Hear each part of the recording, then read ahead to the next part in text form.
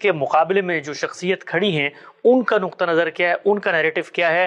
کیا وہ اس کے مقابلے میں شرائعت پر مبنی اسلام کا کوئی الگ نظم اجتماعی بنانا چاہتے ہیں؟ کیونکہ بالعموم جو نیریٹو ہے وہ یہ ہے کہ ایک فاسق، ایک فاجر، ایک متغلب، ایک ایسا حکمران آ گیا ہے جس نے مذہب اسلام کے تار و پود بکھیر دی ہیں، اور اب کسی شخصیت نے اٹھنا ہے اور اٹھ کے دین کو اس کی حقیقی صورت میں باہر کر رہے ہیں۔ ہم لوگ تو بچپن سے شعر بھی سنتے آئے ہیں کہ اسلام زندہ ہوتا ہے کربلا کے بعد۔ میں چاہتا ہوں ذرا کھل کے بات کریں، لوگ اب آپ کے سیاسی موقف کو اور جیسے آپ منفرد انداز میں چیزوں کو دیکھتے ہیں اپریشیٹ بھی کر رہے ہیں، بتائیے گا مجھے سیدنا حسین کا جو موقف تھا کیا وہ یہ نہیں تھا جو عام طور پہ دنیا بھر میں معروف ہے کہ ایک فاسق، فاجر، ایک بدعہد حکمران آ گیا ہے، اب اسلام کو اس کے ہاتھوں سے آزاد کروانا ہے اور حقیقی اسلام کی بازیافت ہے، اس کے لیے جدوجہد کرنی ہے؟ ہماری بدقسمتی ہے کہ ہمارا رویہ بہت سی چیزوں میں علمی نہیں ہوتا۔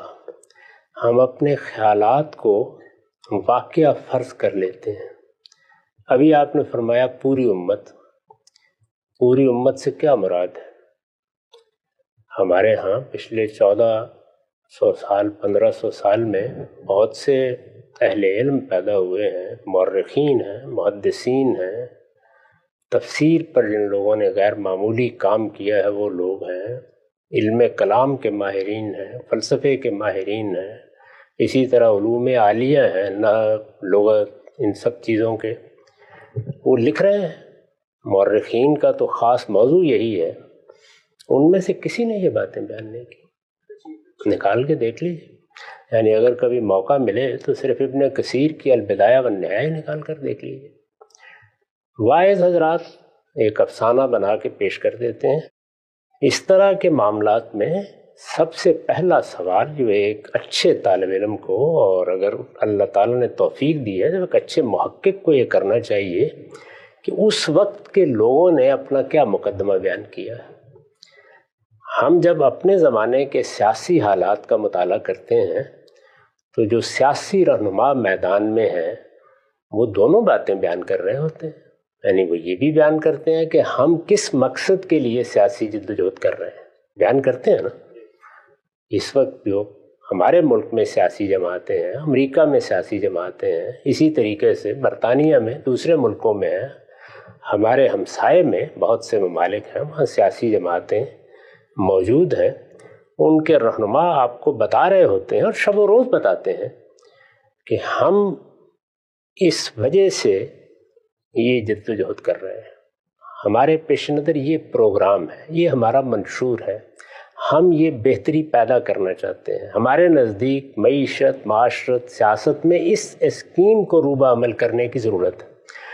تو ایجابی طور پر یا مثبت طور پر کیا چیزیں ہیں جو پیش نظر ہیں، اسی طرح وہ بتاتے ہیں کہ ہمارے مقابل میں جو جماعتیں ہیں، مثال کے طور پر ان کے یہ جرائم ہیں، انہوں نے کرپشن کی ہے، انہوں نے رشوت لی ہے، انہوں نے پاکستان کو بیچ کھایا ہے، انہوں نے ہندوستان میں یہ خرابیاں پیدا کی ہیں، کانگریس نے یہ کیا ہے، فلاں نے یہ کیا ہے۔ میرا مدعا یہ نہیں ہے کہ یہ سب کچھ درست ہوتا ہے، لیکن یہ بیان کیا جاتا ہے۔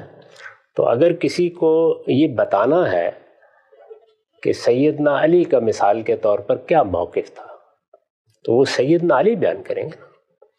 اس وقت کوئی شخص اگر یہ کہے کہ سیدنا علی کا موقف تو یہ تھا کہ رسول اللہ نے اپنے بعد مجھے حکمران مقرر کر دیا تھا، 3 حکمرانوں نے تو اس کا موقع نہیں دیا مجھے، تو اب میں نکل کھڑا ہوں۔ تو یہ بات اس وقت جو لوگ کہیں گے ان کے کہنے پہ مان لی جائے گی۔ آپ کو تاریخ میں جا کے دیکھنا پڑے گا کہ خود سیدنا علی نے جب خلافت سنبھالی یا جب خلافت ان کے پاس نہیں تھی تو انہوں نے اپنے بارے میں کیا بیان کیا۔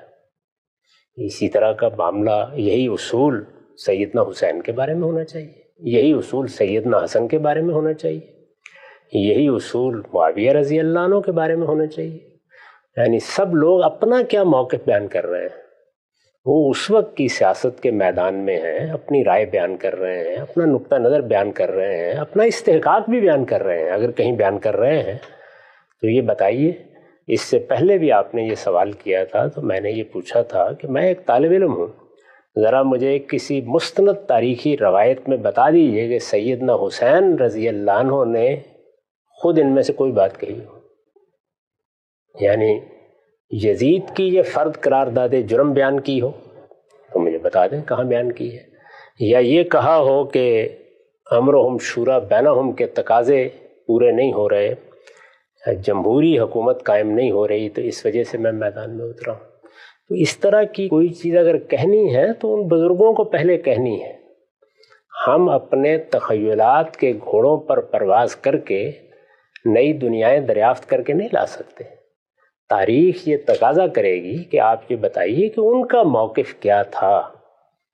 اس وقت کی دنیا میں آپ کے سیاسی رہنما ہیں، روز اپنے موقف بیان کرتے ہیں، اس میں بھی بعض اوقات افواہیں اڑ جاتی ہیں۔ ابھی میں آج دیکھ رہا تھا کہ ہمارے ملک کے وزیر اعظم، جو اس وقت وزیر اعظم ہیں، وہ یہ بیان فرما رہے ہیں کہ فلاں اور فلاں معاملے میں میرا جو موقف بیان کیا گیا ہے وہ میرا موقف نہیں ہے۔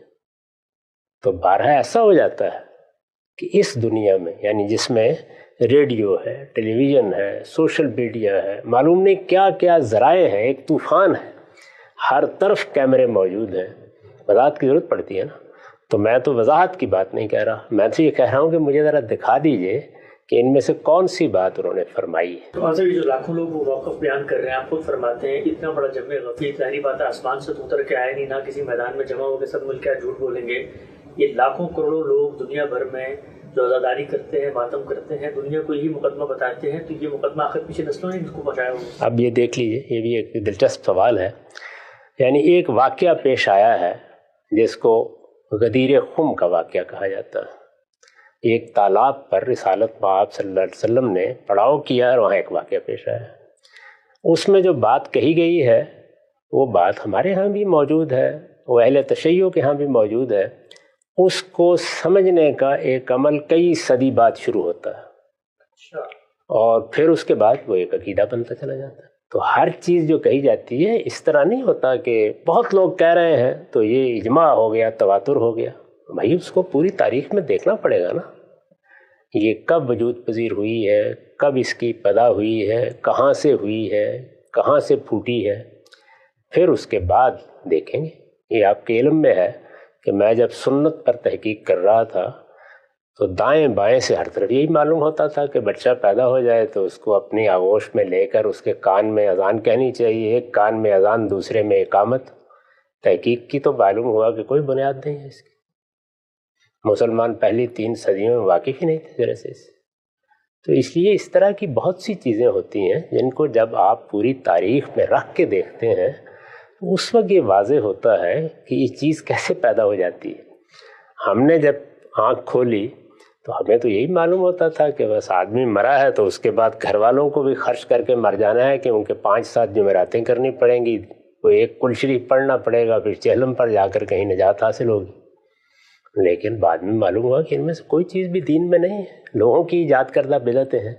تو اس لیے میں نے تو بڑی سادہ بات کہی ہے کہ آپ کی تاریخ موجود ہے نا، مثلا البدایہ والنہایہ، یہ ابن کثیر ہیں، ابن تیمیہ کے شاگرد ہیں، 8ویں صدی ہے۔ بھائی 8 صدیوں تک مسلمان امت کو اگر یہ پتہ نہیں تھا تو اب کیسے معلوم ہوا؟ تو ذرا دکھائیے مجھے۔ اس میں پورا موقف بیان کیا ہے انہوں نے، ایک پورا باب ہے جس میں وہ بیان کرتے ہیں کہ کیا مسئلہ ہوا، کیسے نکلے، پھر کربلا کا واقعہ کیسے ہوا، اس کی تمام تفصیلات بیان کی ہیں انہوں نے۔ تو مجھے ذرا دکھا دیجئے اس میں کسی جگہ۔ میرے دل میں ایک بات ہے اور ایسا ہونا چاہیے، میرا ایک رومان ہے، میں اس کو دیکھنا چاہتا ہوں، یہ انہیں بیان کرنا تھا۔ وہ بڑی غیر معمولی شخصیات ہیں، بڑی زیرک شخصیتیں ہیں۔ میرے نزدیک تو اس کا کوئی امکان ہی نہیں تھا میرے بھائی۔ اگر سیدنا علی بھی دنیا میں رہتے تو موروثیت ہی ہونی تھی۔